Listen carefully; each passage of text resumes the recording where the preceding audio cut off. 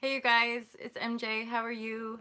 I want to talk about self-awareness and empathy and how those two work together to really harness and increase your love's strength through compassion. So empathy is something that naturally allows us to have compassion because we feel the pain of others. We feel, oh, well, we feel the joy of others as well. We feel the feelings of others. We're sensitive to the world around us because in empathy there's a inherent connection. It's a rising awareness in the human condition, right? Now it's imperative that we increase our empathy really for our own survival once again. I watched an interesting video by someone named Teal Swan about human evolution and how at some point our industrious ways enabled us to disconnect.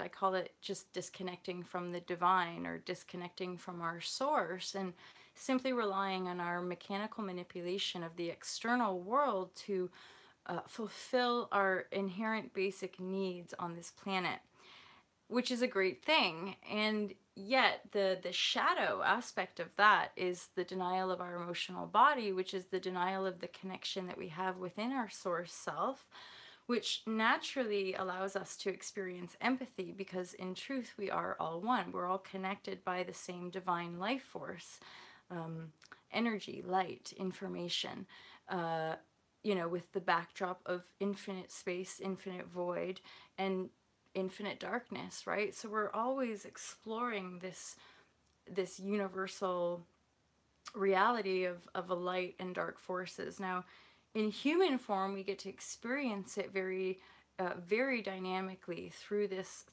perception of separation, and yet it appears it's taken us to this point where the disconnection served a growth phase, you could say. Hey, Tech Victor, how are you? So yeah, our industrious ways served a certain evolutionary cycle, a certain growth phase in our kind of collective human story.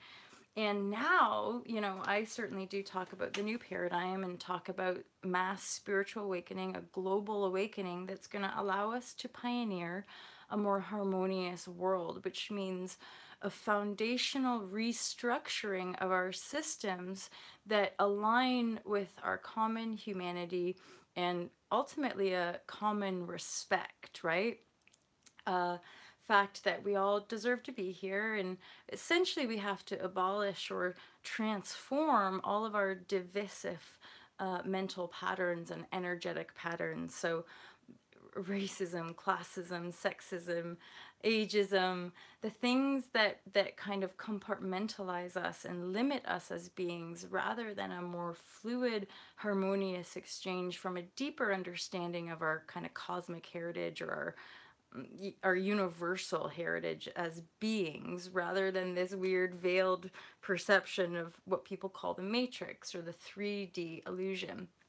So many of us are really on this path of self-awareness. Now self-awareness and integrity through connection and empathy, right? Through feeling and sensing what other people feel and choosing to behave in a way that feels in alignment uh, with our highest good, which is really the good of all, which means if we inflict pain on other, we feel that pain, and then that helps us grow in self-awareness to be inflicting less pain in the world around us, right? Which is why we're seeing such a growth in vegan movements and plant-based diets and zero waste, is because we're awakening to how this limited perception is destroying us. And um, I had a spiritual friend say, I'm trying not to use the word spiritual anymore, but I'll talk about that another time. But I had a friend say how, the mind disconnected from its host will kill its host.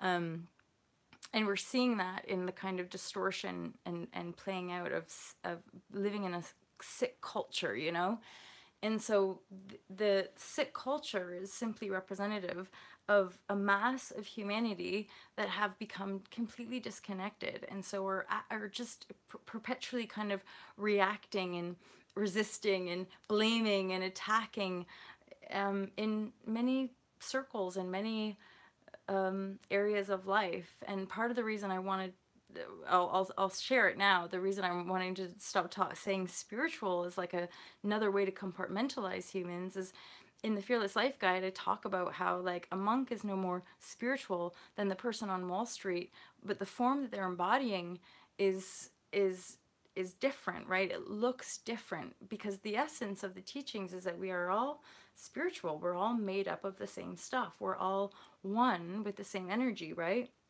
So rather than using the word spiritual, is infused with compassion and love. And it's that strength which, to me, trumps all other perceived power. All the power that we perceive as outside of ourselves is really a distortion of our own inherent divine power. But the only way we can reclaim that divinity is to feel the depth of our own darkness as the shadow or our own control, victim, fear patterns play out around us. We need to be able to integrate those falsehoods or those untruths or those shadow aspects or those limitations or those programs that don't serve the highest good of all. And there is a lot of pain. And that's part of true empathy, is recognizing that we're traversing a phase of our human history where we're having to really face up to all the shit we've been doing to ourselves and one another, and how that acts out in our lives and how that shows up in our lives in many different forms. And yet the kind of counterintuitive practice of healing is to have compassion for ourselves, to forgive ourselves for these weird situations that we create that hurt us and hurt others, to go deep within our own emotional field and heal that core wound of self-betrayal and disconnection and denial, that denial of our inherent connection. Because once we really keep choosing to connect, again, the connection kind of trumps everything, and it really does flow us in our lives in the most miraculous ways. Hence, again, kind of me desiring to show up in this way and continuing to share this unfolding because of the dynamic, tangible shifts in my beingness of liberation, of fearlessness, of enjoying the ride and knowing there's no going back and there's no need to go back, that it's all done, it's all contained within that loving awareness. And yet through our human experience, this thing we call now compassion, this greater awareness of our connectivity, is like a big part of this bridging process, that the more aware we become, thank you, your commitment to improvement is your strength. It is honesty, you know, growth, our ability to be better people always. And yet there's the thing, is I talk about this so much, and yet there's so many edges around it, because often as empaths we can be really hard on ourselves. And so healing is starting to be compassionate for self and having the strength often to walk away from thank you to have the strength to walk away from energy streams in the form of people in our lives that are at different places in their journey and are carrying energies which we know in truth are not our own responsibility, you know, and continuing to shine our light for the people who are diligently exploring that self-awareness through compassion, love, and empathy, you know, so that we, the sensitives or empaths or the compassionate people who are genuinely desiring to see this new world, we align with one another rather than continue to feed the paradigm of the old or the distorted or the limited, you know, whatever words we want to use here. It's the fact that we're shedding weight, we're shedding baggage, we're shedding old stories, we're shedding conflict, we're harmonizing and transforming conflict from within ourselves. And ultimately, the more and more of us that do that, the more and more of us will begin to see this peaceful world, this incredibly innovative and compassionate, harmonious world and filled with dynamic, loving power. And that's the edge of all this work, is that like the more I'm tuning into it, the love is so fierce because it's ever more clear and it's ever more present everywhere, right? And I've used the expression before, but the intuitive sword now, this sort of like powerful divine strength of like, no, you know, that is not right. And it's great, you know, it's so wonderful in my own life allowing this expression to come through, because again, it's all I've ever really dreamed of. It's all I've ever really imagined being able to share from my heart, just like my vision for humanity, and the fact that I know there's lots of people like me, and at the same time part of our life path of learning about the system and learning about the trials and tribulations and the pain of the human condition, and then and sharing this process of how we can reorganize it and how we can actually heal in these human vessels. And I think a huge piece is just having as many people speaking about it so that we have as much information about this bridge that we're building into a new world, you know, this and how to stabilize the transition from a place of peace and love rather than fear and reactivity, right? Which is why I was almost going to title this share about narrowing focus. And it does all tie in, right? Those who love you fiercely know that. Thank you, because I love fiercely too. That's the thing. That's now the reflection, is that these people, humans, brothers and sisters from all over the world, just show up to reflect that inner knowing, you know. And it's beautiful after healing a lot of abuse and a lot of pain in various areas, right, through various downloads and connections. So self-awareness and empathy, the more we kind of practice that from a place of like empowering our love strength and our dedication to be the most present loving example that we can be, is through our own self-compassion, and it is a focus. So the more we practice that, the more we have to practice that, the more we want to practice that, because it feels good and because we start to see the benefit in an increasing, a narrowing focus.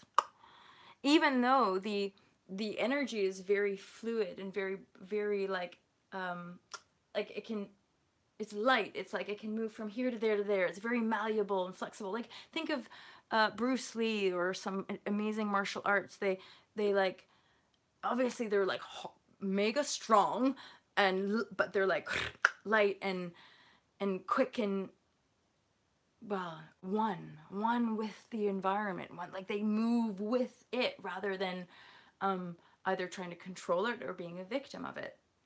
So alignment is that, and it's a narrowing focus of how you channel your own vital energy, right? How you're moving your vital energy through space to interact with your environment, to interact with your reality. So there's a narrowing focus. That's where this life is always a paradox, right? There's like this narrowing inner focus of maintaining your sense of balance and alignment. And then yet within that deepening connectivity, the actual experience of life, I have talked about this before, but merges more with a timelessness. So you're more connected to source, eternity, timelessness, infinite space than the kind of how we get trapped in all the complicated details of life, right?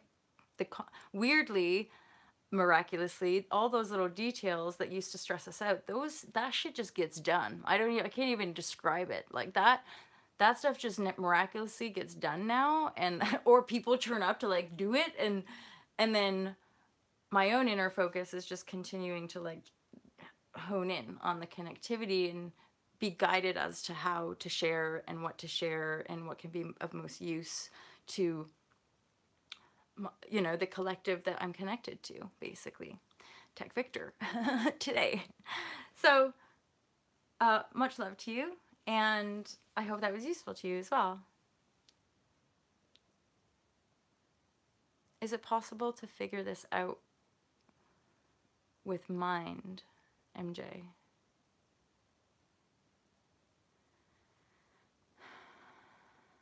See, that's an interesting question, because as I'm merging with it, we want to be able to feel into the space that all is mind. Figure this out with mind. That all is mind. All is a mind of awareness. Self-awareness is, you know, the container of the mind that is having the experience. It's sometimes, like, suppose what we do is we think that thoughts are the mind.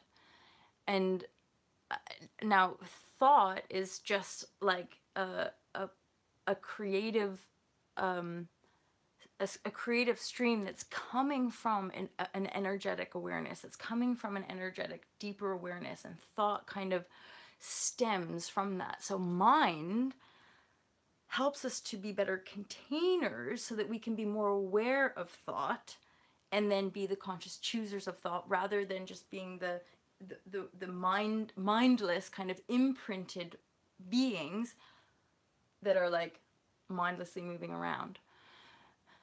How so yeah, mind in a certain way just must be connected to feeling, right?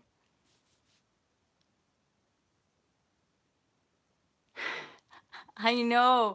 This is a big part of the next phase for me, Tech Victor, is working with men and trying to understand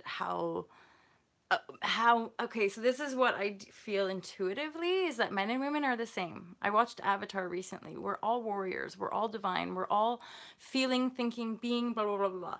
The part of what's different about how we process as men and women in the world is the fact that we have different programs and conditions attached to our gender. So even us unraveling how we process and work with it is just going to be unique to the individual.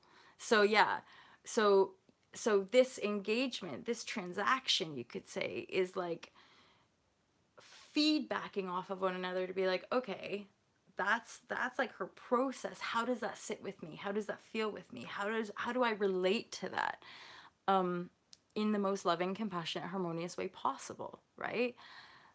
And I am seeing that men and women, we do have these conditions attached to our gender, which we can start to unravel. And you know, I'm getting this random thought of, and yet what I'm coming to as a being is that I'm starting to embrace like the fact that I am a woman, and that I will naturally embody certain qualities, and that I can shine that, and that the more I integrate that and my male female sides, the more I can have harmonious, open-hearted engagements with men, and then just understand people better, understand my fellow humans better, enjoy their nature. Some things may not be meant to be understood. What do you think? I stopped trying to understand female mentality. Yes, dude, like exactly. That's part of like this liberation cycle for me, was like always trying to work it out for people. And now that always trying to work it out for people, it's like it's spun out of control to the point that it's caused me a lot of pain. And then it comes back to me, and I'm like, it's not my job to figure people out. Everyone's different. Everyone's got their own set of beliefs and their own imprint and their own ambitions and their own, you know? So it's like we can just be present with people and try to understand our own experience as best we can, and then share it with one another, and you know, try our best to just be open with one another. But I do agree with you in the sense that like it's part again of the paradox of like having this mind and intellect and heart and having these experiences that seem so real, and then at the same time there's just this divine mystery, this total void. Hence, you know, my kind of random thinking throughout the years where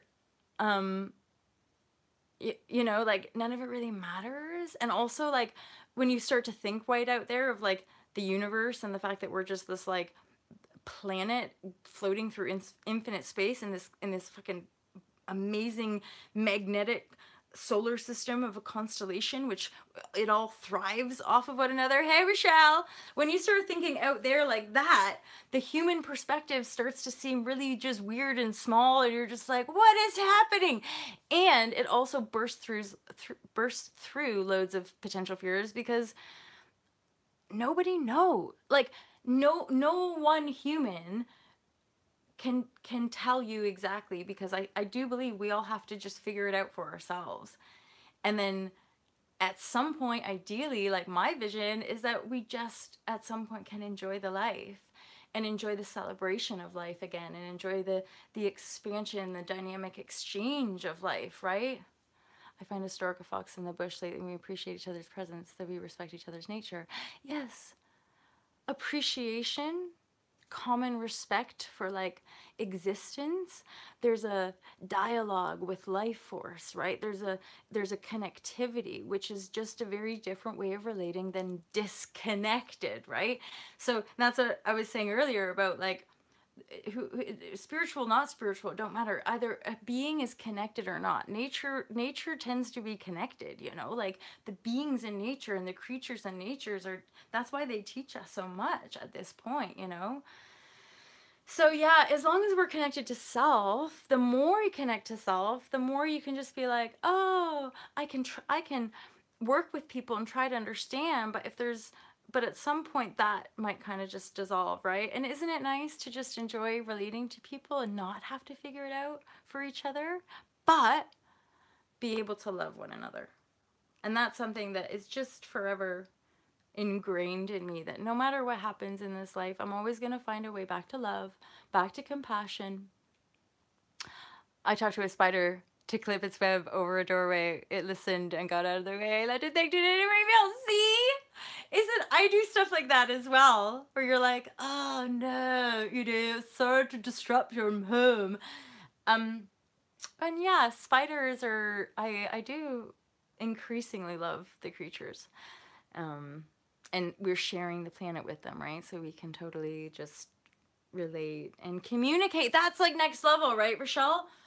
Next level is our telepathic communication and really honoring our like animal whispering and the fact that we really are in total connection with the life around us. And it's wonderful when we yoke that, start to communicate that, and then start to see the benefits of it, and then just keep showing up for each other. You know, that's the beauty. You guys show up and it increasingly supports me in showing up for myself. Okay, cool. I do have Zoom. No words, because a pig is 1,000 words. I know, and the more I'm in tuning with the intuition, intuition is the telepathic communicator, isn't it?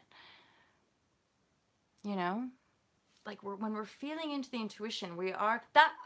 If anything, that's what I would say. Some people talk about like 5D.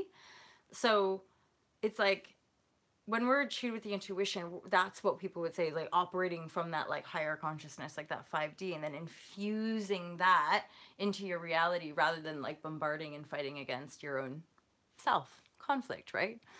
Meditation, relaxation. Yeah, Zoom is an app, Rochelle. I use it in the tribe, actually. We have monthly Zoom meetings in the Fearless Life tribe. So it's an app that you download, and then I'm not paid yet, so it's only 40-minute meetings, but yeah, video chat. So it's like Skype, but I would say more geared now for like businesses and online platforms like this, so that everybody can meet up. And then basically, so like in the Fearless Life tribe, there's 4 or 5 of us that show up to a meeting where you just get the code and then like a password if you need one. And then everybody shows up and everyone's on screens. It's great. And then people, like when someone's talking, their screen kind of goes bigger and you can all watch each other and communicate and share stuff. So it's really fun. Download the app, Rochelle. Get Zoom. Get Zoom. And feel free to email me, guys. Email me or comment below as well, I guess. I'll research it. Cool. Yay.